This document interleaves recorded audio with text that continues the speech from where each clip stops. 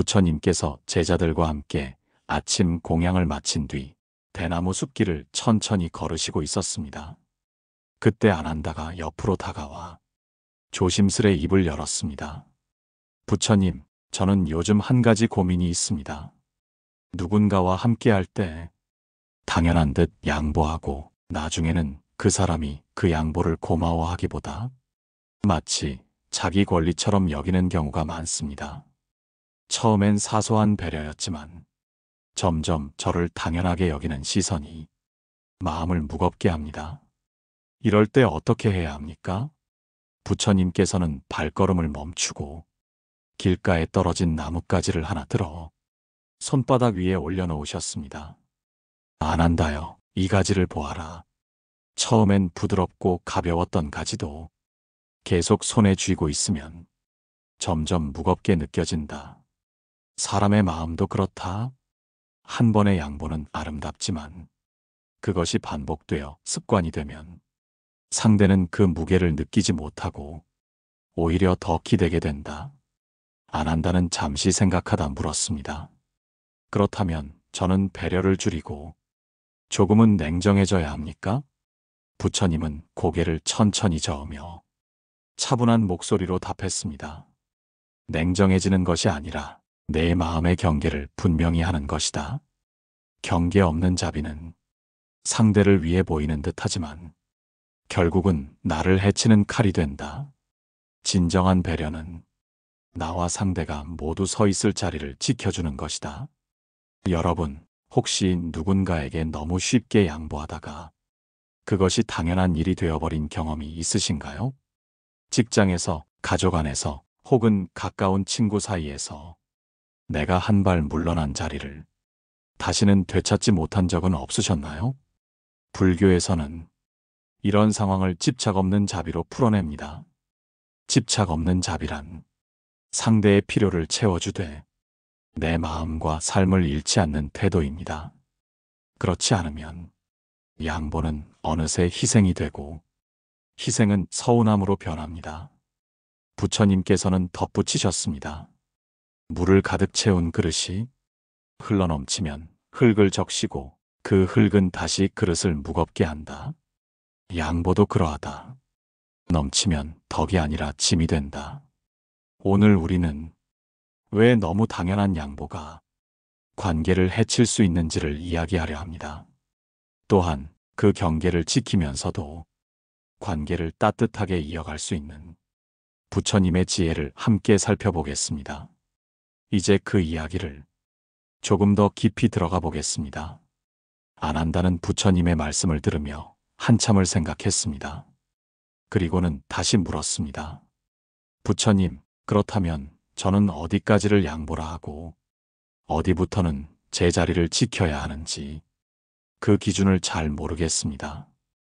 혹시 그 기준을 알 수 있는 방법이 있을까요? 부처님께서는 고개를 끄덕이며 대나무 잎을 손끝으로 쓰다듬으셨습니다. 아난다여, 양보는 내 마음이 편안함을 느낄 때까지다. 그 편안함이 사라지고 마음속에 억울함과 피로가 쌓이기 시작하면 그것은 이미 배려가 아니라 스스로를 갉아먹는 희생이다. 그때는 멈추어야 한다. 그리고 부처님은 옛날 마가다국에서 있었던 한 상인의 이야기를 들려주셨습니다. 마가다국에 넉넉한 마음씨를 가진 상인이 있었습니다. 그는 장터에서 어려운 상인들을 보면 물건 값을 깎아주거나 외상으로 물건을 주기도 했습니다. 처음에는 모두가 그에게 고마워했습니다. 그러나 시간이 흐르자 사람들은 그의 도움을 고마움이 아닌 당연한 혜택으로 여겼습니다. 어느 날 그가 외상을 거절하자 몇몇은 그를 원망하며 왜 예전처럼 해주지 않느냐고 따졌습니다. 그제야 상인은 깨달았습니다. 내가 처음에는 베풀었으나 이제는 그들이 빼앗는구나. 부처님은 이 이야기를 마치며 말씀하셨습니다. 아난다여, 양보와 희생의 차이는 내 마음이 남는가 아니면 비워지는가에 있다. 마음이 남으면 그것은 자비이고 마음이 비워지면 그것은 착취가 된다. 여러분, 혹시 누군가에게 늘 먼저 양보하고 나중에는 그 사람의 요구가 점점 커지는 경험을 하신 적 있나요? 그럴 때 우리는 스스로에게 물어야 합니다. 이 선택이 나를 지켜주는가, 아니면 나를 소모시키는가? 불교에서는 자신을 잃게 하는 행위를 어리석음이라고 합니다. 이 어리석음은 상대방을 돕는 것 같지만 사실은 상대를 의존하게 만들고 내 평온도 빼앗아 갑니다. 부처님께서 덧붙이셨습니다. 물을 주되 그 뿌리가 스스로 땅을 딛고 설 수 있도록 하라. 내가 온 힘을 다해 붙잡아주면 그는 땅을 딛는 법을 잊는다. 그러니 여러분, 양보는 해야 하지만 그 양보가 나와 상대 모두를 단단하게 하는지 늘 살펴야 합니다. 그렇지 않으면 그 호의는 결국 서로를 약하게 만드는 덫이 될 수 있습니다. 이제 우리가 실제로 너무 당연한 양보가 어떻게 관계를 무너뜨리는지 구체적인 이야기를 들어보겠습니다. 부처님께서는 제자들에게 자리를 옮겨 그늘진 보리수 아래 앉게 하셨습니다. 그리고는 잠시 눈을 감았다가 천천히 말씀을 이으셨습니다. 옛날 코살라국의 한 마을에 두 형제가 살고 있었다. 형은 언제나 동생을 먼저 챙기고 먹을 것, 입을 것, 심지어 부모에게서 받은 재산까지 모두 양보하였다. 형의 마음은 처음엔 넉넉했지만 세월이 흐르자 동생은 그 양보를 고마워하기보다 마치 원래 자기 몫인 것처럼 당연하게 여겼다. 부처님은 제자들의 눈을 바라보며 말을 이어갔습니다. 어느 날 형이 병이 들어 누웠을 때 동생은 형을 돌보기보다 형의 재산을 먼저 정리하려 했다. 그제야 형은 깨달았다. 내가 평생 베푼 양보가 그의 마음을 넓게 만든 것이 아니라 그를 더 탐욕스럽게 만들었구나. 여러분, 이 이야기는 극단적인 예처럼 보일 수 있지만 우리 일상에서도 종종 일어납니다. 가까운 관계일수록 서로의 배려와 양보는 빨리 습관이 되고 그 습관은 금세 권리로 변합니다. 이때부터는 감사 대신 요구가 커지고 양보한 사람은 서서히 지쳐갑니다. 혹시 여러분도 누군가와의 관계에서 비슷한 경험을 하신 적이 있나요? 처음엔 좋은 마음으로 한 선택이 나중에는 상대의 당연한 기대가 되어 오히려 나를 옭아매는 상황 말입니다. 불교에서는 이런 상태를 연기의 왜곡이라고 설명합니다. 원래는 선한 마음에서 비롯된 행위가 상대의 탐심과 나의 필요라는 결과로 이어지는 경우입니다. 즉, 원인과 결과의 흐름이 좋은 방향으로 이어지지 못한 것입니다. 부처님께서는 제자들에게 이렇게 당부하셨습니다.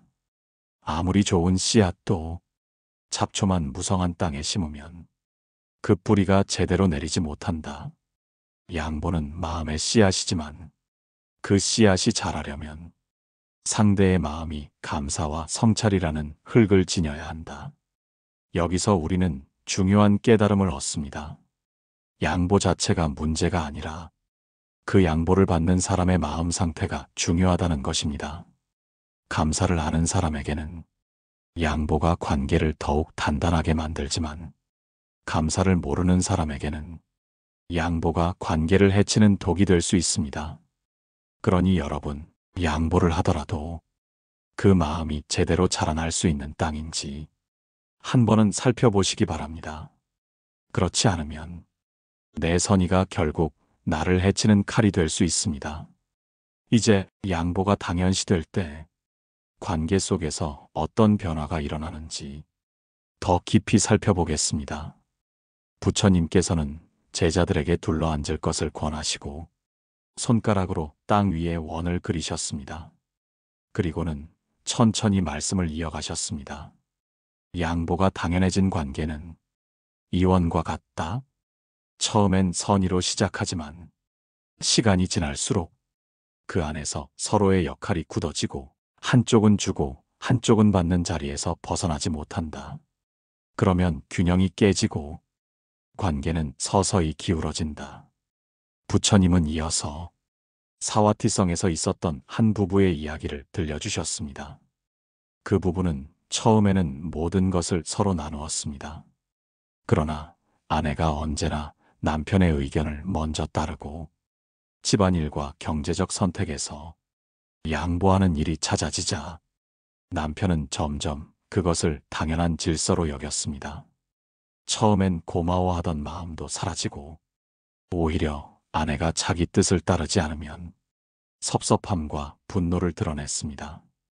세월이 흐르자 아내는 스스로를 잃었다는 생각에 괴로워했고 남편은 아내가 변했다고 원망했습니다. 그러나 부처님께서는 그들에게 이렇게 말씀하셨습니다. 양보는 바람이 불 때 나뭇가지를 흔드는 것과 같다. 가끔은 나무도 바람을 이겨내야 뿌리가 단단해진다. 늘 흔들리기만 하면 나무는 스스로 서 있는 힘을 잃는다. 여러분, 관계에서 균형이 깨지는 순간은 대부분 조용히 찾아옵니다. 처음엔 아무렇지 않았던 양보가 관계의 기본이 되고 그 기본이 무너질 때 상대는 배신감을 느낍니다. 이는 내가 더 이상 배려하지 않아서가 아니라 상대가 내 양보를 권리로 착각했기 때문입니다. 불교에서는 이를 무명에서 오는 집착이라 부릅니다. 무명은 사물을 있는 그대로 보지 못하는 마음이고 집착은 그것을 놓지 못하는 성향입니다. 상대가 내 양보에 집착하면 그 마음은 욕심으로 변하고 그 욕심은 결국 관계를 무너뜨립니다. 부처님께서는 제자들에게 다시 강조하셨습니다. 베푸는 이는 경계를 세워야 하고 받는 이는 감사의 마음을 잃지 말아야 한다. 그 둘이 함께할 때 관계는 오래간다. 혹시 여러분의 삶에도 지금 이런 기울어진 원이 있지는 않습니까? 내가 너무 많이 물러나 다시 설 자리를 잃어버린 관계 말입니다. 그렇다면 이제는 원 안에서 벗어나 새로운 균형을 그려야 할 때일지도 모릅니다. 이제 그 균형을 지키기 위해 부처님의 가르침 속에서 배울 수 있는 실천 방법을 살펴보겠습니다. 부처님께서는 제자들의 시선을 한번 모으시더니 손에 들고 있던 작은 조약돌을 땅 위에 내려놓으셨습니다. 이 조약돌이 내 마음이다. 양보를 할 때마다 조금씩 닳아 작아진다. 만약 내가 스스로를 살피지 않고 계속 주기만 하면 언젠가 이 돌은 사라지고 아무것도 남지 않게 된다. 그때 너는 무엇으로 관계를 이어가겠느냐? 그러고는 옛날 바라나시 근처에 살던 한 장인의 이야기를 들려주셨습니다. 그 장인은 솜씨가 좋아 마을 사람들이 무언가 필요하면 언제든 기꺼이 만들어주곤 했습니다. 처음에는 모두가 그의 선의에 감사했습니다. 하지만 시간이 지나자 사람들은 그가 주는 물건을 값도 치르지 않고 가져가는 것이 당연한 일처럼 여겼습니다. 어느 날 장인이 병이 들어 손을 쓸 수 없게 되었을 때 그동안 도움받았던 이들은 그를 돌보기는커녕 다른 장인을 찾아갔습니다. 그제야 그는 깨달았습니다. 내가 줄 수 있는 만큼만 주었더라면, 그리고 나를 지킬 경계를 세웠더라면 관계가 이렇게 허무하게 끝나지는 않았을 것이라고. 부처님께서는 이 이야기를 마치며 말씀하셨습니다. 경계 없는 양보는 처음에는 인연을 부드럽게 하지만 결국에는 그 인연을 허물기도 한다. 양보를 하되 그 마음이 지쳐가고 있다면 그것은 이미 자비가 아니라 자기 소모다. 여러분, 혹시 누군가에게 그래, 괜찮아라는 말을 너무 자주 하고 계시진 않나요? 그 말이 때로는 상대에게 안심을 주지만 반복되면 어차피 해줄 거라는 잘못된 신호가 될 수 있습니다. 불교에서는 이를 지혜 없는 보시라고 합니다. 보시는 나누고 베푸는 것이지만 지혜가 빠지면 상대의 게으름을 돕고 나의 힘을 고갈시키는 결과를 만듭니다. 부처님께서 덧붙이셨습니다. 나를 지키는 것은 상대를 멀리하는 것이 아니라 내 마음을 바로 세우는 것이다. 내가 설 수 있어야 상대도 설 수 있다. 그러니 여러분, 양보를 할 때는 그것이 나와 상대 모두에게 도움이 되는지 반드시 살펴야 합니다. 그렇지 않으면 그 양보는 관계를 살리는 다리가 아니라 함께 빠져드는 늪이 될 수 있습니다. 이제 그 경계를 지키면서도 관계를 따뜻하게 유지하는 방법을 부처님의 가르침 속에서 찾아보겠습니다. 부처님께서는 제자들의 얼굴을 찬찬히 바라보며 조금 낮은 목소리로 말씀을 이으셨습니다. 관계를 지키려면 무작정 양보하는 것보다 양보의 때와 방법을 알아야 한다. 때를 모르는 양보는 씨앗을 심기도 전에 물만 주는 것과 같아서 뿌리가 생기기 전에 썩게 만든다. 그러고는 옛날 코살라국의 한 젊은 상인 이야기를 들려주셨습니다. 그 상인은 장사 수완이 좋아 곧 마을에서 가장 부유한 사람이 되었습니다. 성품 또한 후에서 친구와 친척들에게 꾸준히 돈과 물건을 나눠주었습니다. 그러나 시간이 흐르자 그들의 태도가 변했습니다. 도움을 받는 것을 고마워하기보다 마치 자신의 몫을 받는 듯 당연하게 여기고, 심지어 상인이 거절하면 서운해하거나 노골적으로 불만을 드러냈습니다. 상인은 처음에는 마음이 약해 다시 양보했지만 결국 장사는 기울고 자신의 가정마저 어려움에 빠졌습니다. 그제야 그는 깨달았습니다. 내가 그들을 돕는다고 생각했지만 사실은 그들의 의존심을 키우고 나 자신을 해치는 길을 걸었다는 것을. 부처님께서는 이야기를 마치며 이렇게 말씀하셨습니다. 양보는 바람과 같아야 한다. 때로는 부드럽게 불어 상대의 마음을 식혀주고 때로는 멈추어 스스로 서게 해야 한다. 늘 부는 바람은 씨앗을 뿌리째 뽑아버린다. 여러분, 혹시 누군가를 돕는다는 이유로 그 사람을 더 약하게 만든 적이 있지 않으신가요? 양보가 관계를 살리려면 그 사람도 함께 책임지고 서게 하는 힘이 있어야 합니다. 그렇지 않으면 내 배려는 상대의 성장을 막는 울타리가 되고 맙니다. 불교에서는 이런 상황을 연민과 집착의 혼동이라 설명합니다. 겉으로는 연민 같지만 속에는 집착이 숨어 있어 상대를 놓지 못하는 것입니다. 이 집착이 강해질수록 내 마음은 무겁고 상대의 마음은 나약해집니다. 부처님께서 제자들에게 덧붙이셨습니다. 진정한 자비는 상대가 스스로 서게 하는 것이다. 그가 내 손을 잡지 않아도 넘어지지 않는 날, 그 인연은 비로소 평등해진다. 그러니 여러분, 양보가 필요할 땐 하되 그 양보가 상대를 스스로 서게 하는 것인지 아니면 기대게 만드는 것인지 꼭 살펴야 합니다. 이제 마지막으로 너무 당연한 양보가 남기는 후유증과 그것을 막는 부처님의 마무리 가르침을 전하겠습니다. 부처님께서는 제자들이 모두 조용히 집중한 것을 보시고 마지막 가르침을 전하셨습니다. 너희가 오늘 들은 이야기를 마음에 새겨라. 양보는 덕이지만 그 덕이 경계 없이 흐르면 관계를 해치는 강물이 된다. 강물은 흘러야 하지만 둑이 있어야 한다. 둑 없는 강물은 모든 것을 휩쓸어 버린다. 그러고는 한 수행자의 이야기를 덧붙이셨습니다. 그 수행자는 늘 다른 이들의 부탁을 거절하지 않았습니다. 책을 빌려달라면 빌려주고 일을 대신해달라면 대신해 주었습니다. 처음엔 모두가 그를 칭찬했습니다. 하지만 시간이 흐르자 그의 시간은 온통 다른 사람의 일로 채워졌고 정작 자신의 수행은 뒷전이 되었습니다.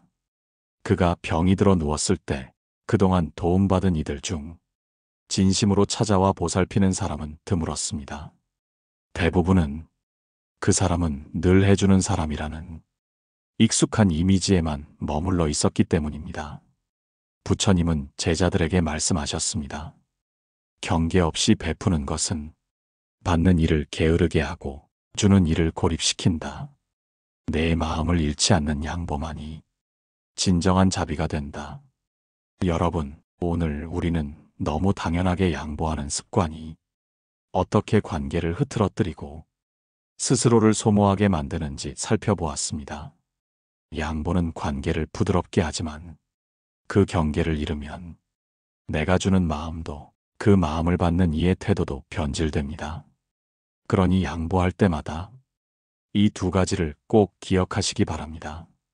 첫째, 그 양보가 나를 해치지 않는지 살피기. 둘째, 그 양보가 상대를 스스로 서게 하는지 확인하기. 부처님 말씀처럼 내가 서야 남도 선다는 이 원리를 잊지 않는다면 양보는 나를 약하게 하지 않고 오히려 관계를 단단하게 만드는 힘이 될 것입니다. 혹시 오늘 이야기 속에서 여러분의 마음에 오래 남을 장면이 있었나요? 그 생각을 댓글로 나누어 주시면 다른 분들에게도 귀한 깨달음이 될 것입니다. 좋아요와 공유를 눌러주시면 이 이야기가 더 많은 이들의 삶에 닿을 수 있습니다. 다음 시간에는 호의를 지키는 말과 행동, 부처님의 지혜로 배우는 관계의 균형에 대해 이야기하겠습니다. 여러분의 하루가 경계와 자비가 함께하는 평온한 날이 되길 기원합니다. 마음의 평온이었습니다.